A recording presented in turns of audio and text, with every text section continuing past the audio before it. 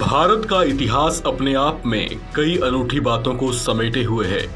भारत की धरती इस बात का प्रमाण रही है कि यहाँ कितने विद्वानों और मनीषियों ने यहाँ की सभ्यताओं को पल्लवित और समृद्ध किया है। यहाँ के महान सम्राटों ने ऐसे ऐसे ऐतिहासिक नगर बसाए जिनके अवशेष उस दौर की भव्यता को प्रदर्शित करते हैं। उन्हीं कुछ महान राजाओं में से एक थे सम्राट विक्रमादित्य। ये उज्जैन के महान शासक थे जो अपने पराक्रम के साथ साथ अपने उदार स्वभाव और ज्ञान के लिए भी जाने जाते थे। सम्राट विक्रमादित्य के शासनकाल को साहित्य और कला के स्वर्ण युग के तौर पर जाना जाता है।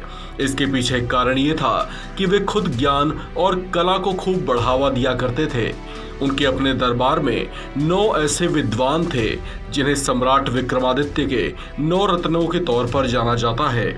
इन 9 रत्नों में से एक थे वराह मिहिर। ये उस दौर के महान खगोल शास्त्री थे।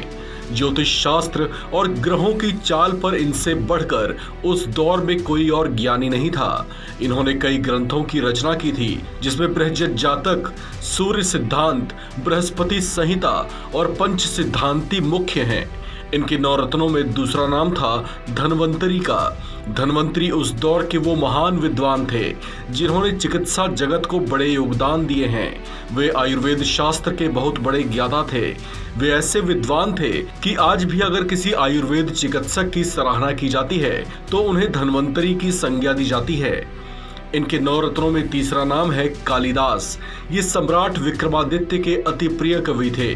उन्होंने अपने ग्रंथों में विक्रमादित्य के व्यक्तित्व का उल्लेख किया है। कालिदास के लिए कहा जाता है कि देवी काली से उन्हें विद्या प्राप्त हुई थी। इसी वजह से उनका नाम कालिदास पड़ गया था। इनके 9 रत्नों में चौथा नाम है शपड़क का। विक्रमादित्य के 9 रत्नों में ये एकमात्र सन्यासी थे जो बौद्ध थे। इन्होंने भिक्षाटन और ननार्थ कोश जैसे ग्रंथों की रचना की थी। इनके 9 रत्नों में 5वें रत्न थे घटखर पर।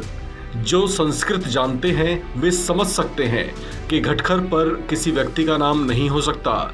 इनका भी वास्तविक नाम ये नहीं था। मान्यता है कि इनकी प्रतिज्ञा थी कि जो कवि अनुप्रास और यमक में इनको पराजित कर देगा उसके यहाँ वे फूटे घड़े से पानी भरेंगे।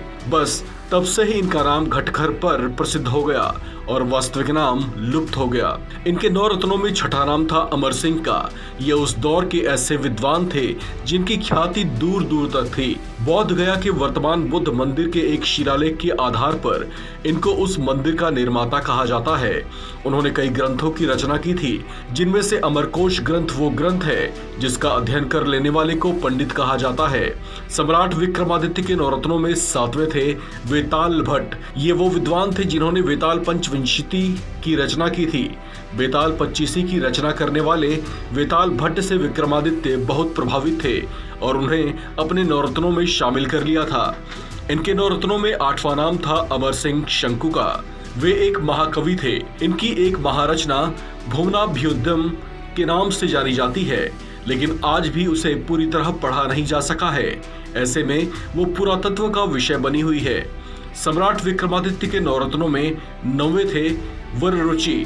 ये भी कालिदास की ही तरह प्रकांड विद्वान और महाकवि थे जिन्होंने कई संहिताओं की रचना की थी। ये विक्रमादित्य के विशेष सम्मान प्राप्त कवि थे। इस खबर में फिलहाल इतना ही।